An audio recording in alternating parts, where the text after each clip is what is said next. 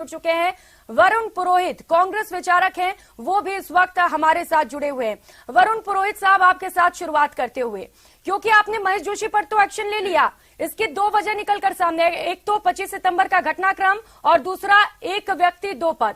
अब सवाल यह है कि बाकी लोग भी तो है ना ऐसे आपके पार्टी में जो कई पद लेकर बैठे हुए हैं, और 25 सितंबर में भी कई लोगों को आला कमान के खिलाफ नाफरमानी करते हुए देखा गया था, उन पर एक्शन कब होगा, ये बड़ा सवाल है। प्रियंका जी, मैंने कल भी कहा था, हमेशा मैं कहता आ रहा हूं, ये एक्शन आपकी, इसको अनुशासनात्मक एक्शन कैसे कह रहे हैं, कार्रवाई कैसे कर रहे हैं? अगर आपने एक दो पद में से एक पद वैसे भी इस्तीफा देना था उनको, तो इसको मैं नहीं मानता हूं। प्रदेश प्रभारी रंधावा बोल रहे हैं, हम थोड़ी बोल रहे हैं वरुण जी, वो खुद बोल रहे हैं 25 सितंबर से जो मैं आपसे प्रियंका जी आपके लिए नहीं कह रहा, मैंने कहा, मैंने कल भी कहा था। हाँ। और मैं लगातार कह रहा हूँ, रंधावा जी कह रहे हैं, तो कोई मुझे समझ में नहीं आता क्यों कह रहे हैं, क्योंकि वो जो एक्शन के लिए कमेटी बनी थी उसके बाद तो पार्टी के चुनाव हो गए, पार्टी का चुनाव हो गया, अभी तो आलाकमान ही पूरा नहीं बना, खाली अध्यक्ष ही है।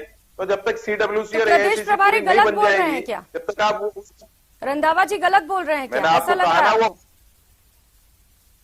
बिल्कुल क्या मुझे समझ में नहीं आ रहा, बोल किस हिसाब से रहे?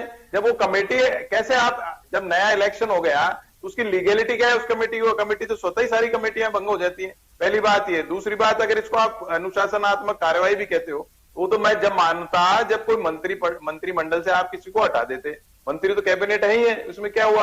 और दूसरी बात, विधायकों के पास आपने भी कहा, मैं भी कई बार से कह रहा हूं, दो तीन तीन पद विधायकों को दे रखे, तो सबसे पहले तो पैमाना क्या है, एक व्यक्ति एक पद का, वो डिसाइड होना चाहिए। और अभी तो पूरा आलाकमान इस अधिवेशन के बाद बन जाएगा, उसमें होगा। तो अभी मुझे नहीं लगता है कोई अनुशासनात्मक कार्रवाई हुई है। रही बात दूसरे गुट की, जो मांग कर रहा है बार बार पायलट गुट जिसको हम कह रहे हैं, तो पायलट साहब को तो ऑलरेडी